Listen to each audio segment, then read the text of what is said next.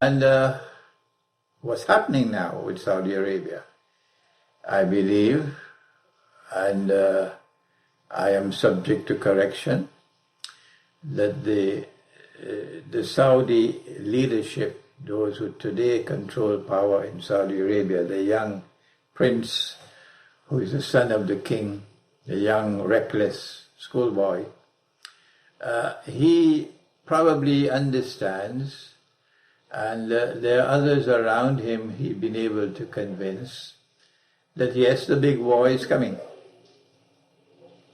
and that it is the Malhama, and that in that big war Israel is going to lash out, and Israel is going to seek to expand its territory to encompass the biblical frontiers of the Holy Land. And of course, the biblical frontiers of the Holy Land are in conflict with the frontiers of the Holy Land in the Quran. Which one is correct? Time will tell. And they realize that when once that war takes place, the anger in the world of Islam against Israel and against Saudi Arabia, which has been a friend and ally of Israel, increasingly perceived as a friend and ally of Israel, the anger in the world of Islam against the Saudi regime will be so great that they will not be able to survive. No. The writing is on the wall for two states, for Saudi Arabia and for Singapore. That one is Little Israel, and this one is Little Bigger Israel. Singapore and Saudi Arabia. So both of these states are in a serious predicament. What to do? Do you sit down and wait with folded arms until the big war begins, and then it'll be too late to do anything? Or do you take preemptive action before the war starts?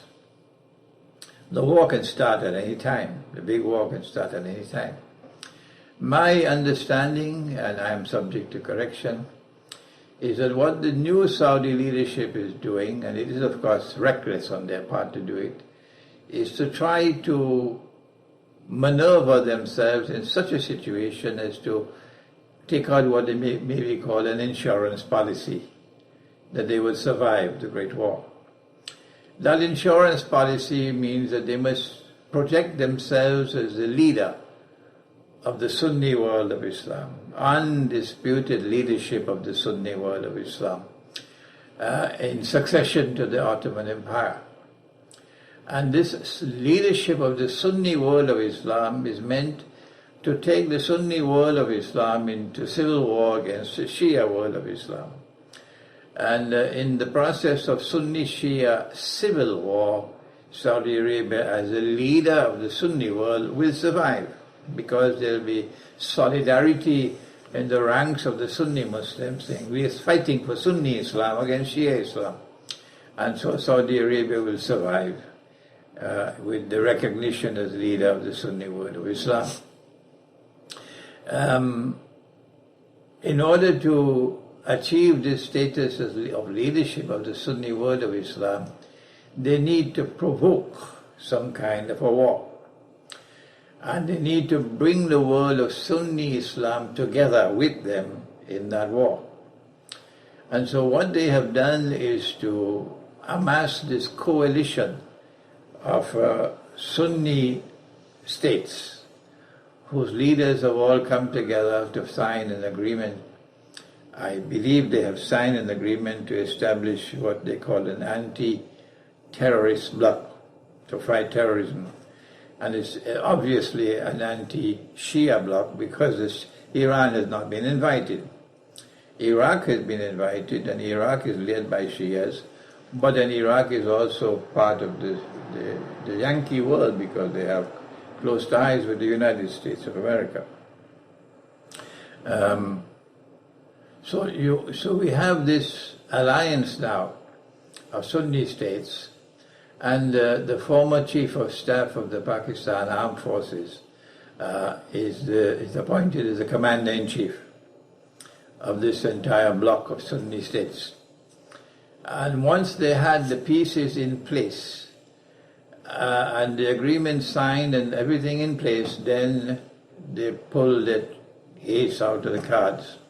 That is, they invited the American President Donald Trump to come to Saudi Arabia, and then brought all the leaders of the Sunni world of Islam by hook or by crook, some of them by their neck, brought them all to Riyadh to meet with Trump, so that he will cement an alliance between NATO and Sunni Islam.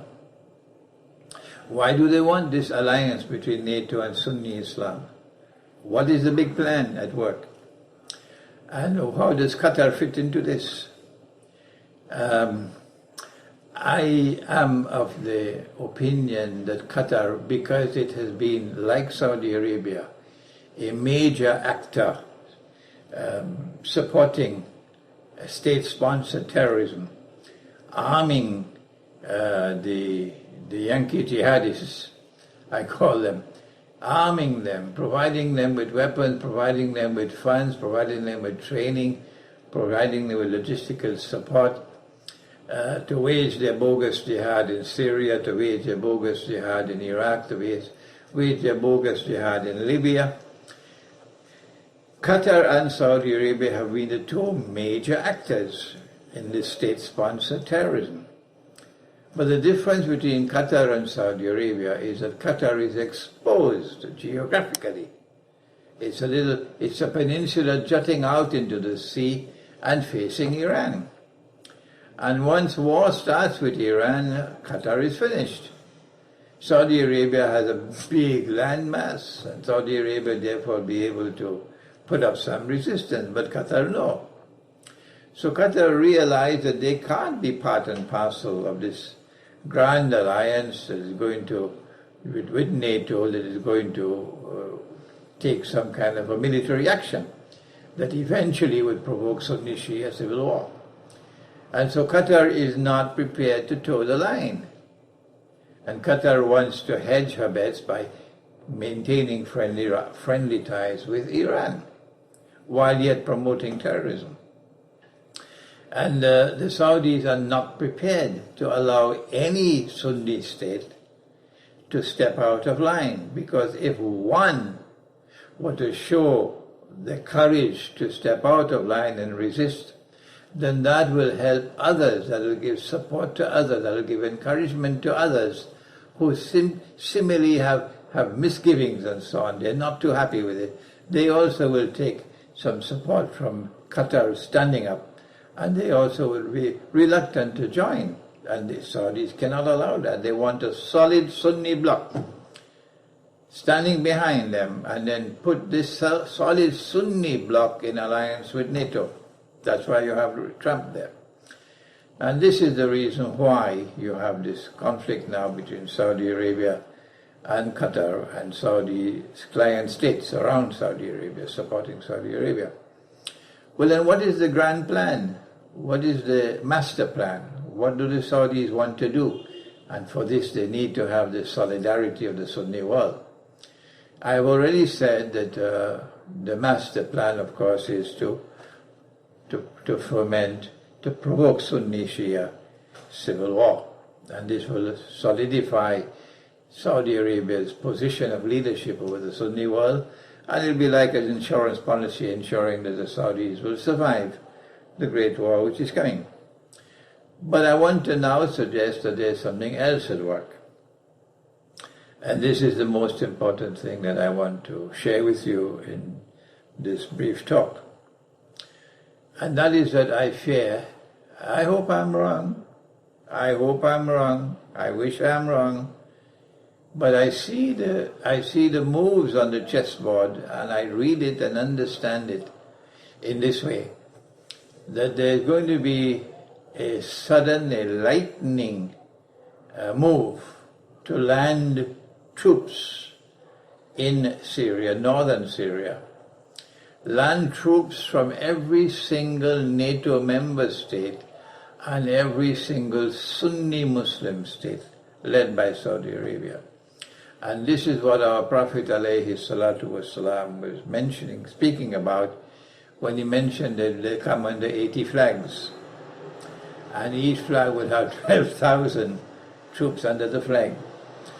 I hope I'm wrong, I wish I'm wrong, but this is what I fear, that this prophecy of Prophet Muhammad ﷺ might be fulfilled in the coming days or weeks, with every single NATO member state sending troops, and every single Sunni Muslim state sending troops. And this is why Qatar has to be forced into line. I don't know whether they'll attack Qatar militarily. I don't know whether they'll do it or not. Somebody else might be able to tell you that. But when they land their troops, they will present Russia with what they hope to be a fait accompli. That the battle lines will be drawn. You have a vast array of NATO troops and a vast array of the whole Sunni world of Islam, all militarily present in northern Syria, facing the Syrian army, supported by Russia. And this is precisely the scenario which is there in the hadith, which leads to the Malhama, or to what the Christian, in Christian eschatology is called Armageddon. I am surprised that this great war has not started as yet. I had several dreams indicating to me that nuclear war is coming. I felt when Donald Trump won the election, and instead of Hillary Clinton, that this was for us a window of sunshine, that the Great War is now perhaps postponed for a few months. Well, it's more than 6 months now, since the elections of last November. And I don't believe the Great War has started as yet, although some of my critics might differ with me. Yes, they differ with me in everything that I say. So, the Great War has not started as yet. And for that we have to thank Allah. The window of sunshine, meaning, by the window of sunshine, meaning a postponement of the Great War. That is what I mean by a window of sunshine, that the Great War has been postponed for a while. For how much longer will it be postponed? I don't know. But what I know for certain is that it's coming. It's just a matter of time. And I'm not the only analyst who have come to this conclusion. There are so many others who have come to the same conclusion. And I think the Russian leadership themselves have come to the conclusion that nuclear war is inevitable. It's just a matter of time.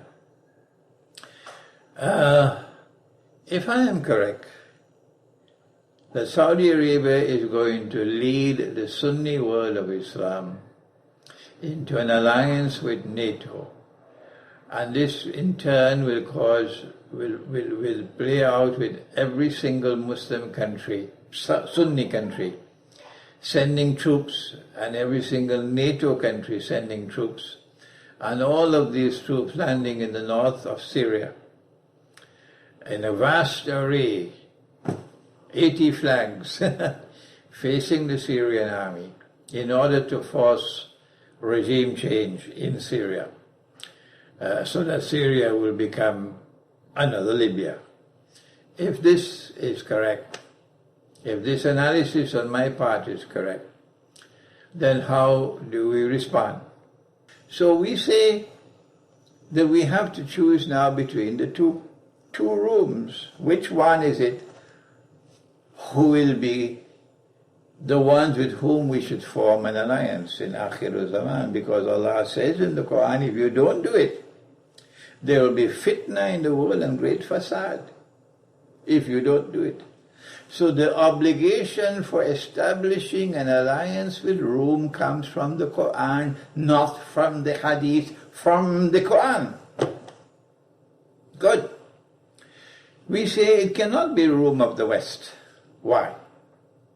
Because Allah has prohibited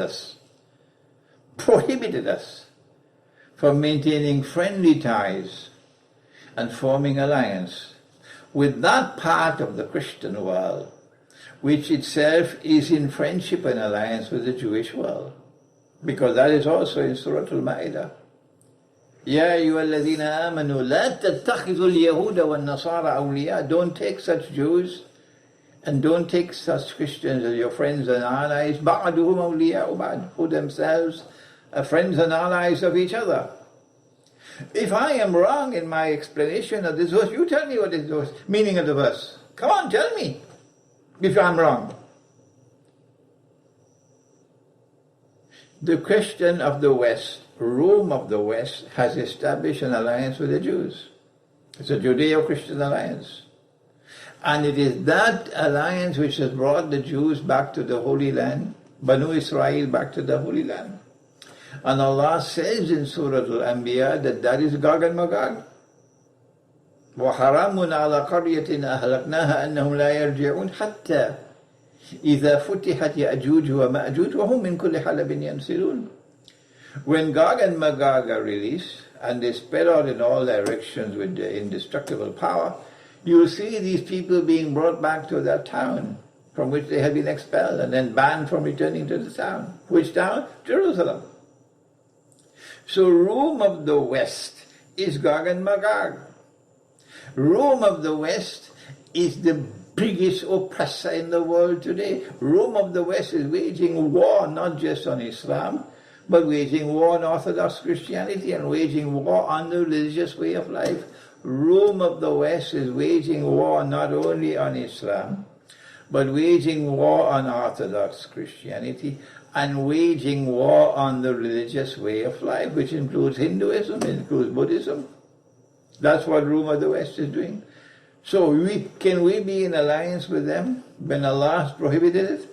So then which Christians would it be that Allah speaks about positively in the Quran and with whom we have a natural affinity? That when they are victorious we celebrate. Answer, it has to be Rome of the East.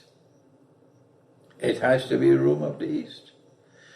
Do we have to make them friendly to us? Oh no. No, it's not dependent on how we behave with them. It is not dependent on how we behave with them.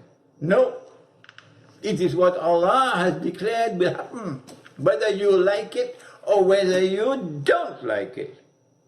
That Christian world is going to become closest in friendship and alliance with us. Friendship and love and affection for us. That Christian world is going to be closest in love and affection for us Muslims, whether you like it or whether you don't, whether you approve of it or whether you don't. It is not dependent upon you. It's happening already. The Orthodox Christian world is already drawing closer to the Muslim world, despite 600 years of bloody Ottoman oppression. Despite all of that, the Orthodox Christian world is now turning and becoming more friendly to Islam and showing more love and affection for Islam. I may not live to see, but my students will see it tomorrow. The love and the affection will become greater and greater despite the hatred and the enmity of my critics for them. Yes, it's going to happen. And so my conclusion is that we are now located at a moment in history when the Saudis are preparing, sharpening their swords, for a big and a dramatic move of landing troops in Syria and taking the whole world of Sunni Islam with there. And the Qataris don't want a part of that at all. Because Qatar understands Saudi Arabia better than anybody else understands Saudi Arabia. Birds of a feather, you see. And because Qatar does not want to be a part of that, Qatar prefers to protect herself in this big war that's coming. That Qatar is saying, no, we're not prepared to go along. And Qatar is maintaining friendly ties with Iran. I noticed that Russia has responded to Qatar's predicament, and Russia is sending supplies of food. Iran is sending supplies of food. And Turkey is standing with Qatar because Turkey has a military base in Qatar. And so sending a message to Saudi Arabia that if you attempt any military intervention, you're going to have to face the Turkish army, which is the biggest army in NATO after, I think, Germany. So what is going to happen now in Qatar is very interesting. The Saudis are not going to back down, because this is their survival. For the Saudi regime to survive the great war that is coming, they need to establish themselves as the unchallenged and unchallengeable leaders of the world of Sunni Islam, and by the hook or by the crook they have to provoke Sunni Shia civil war.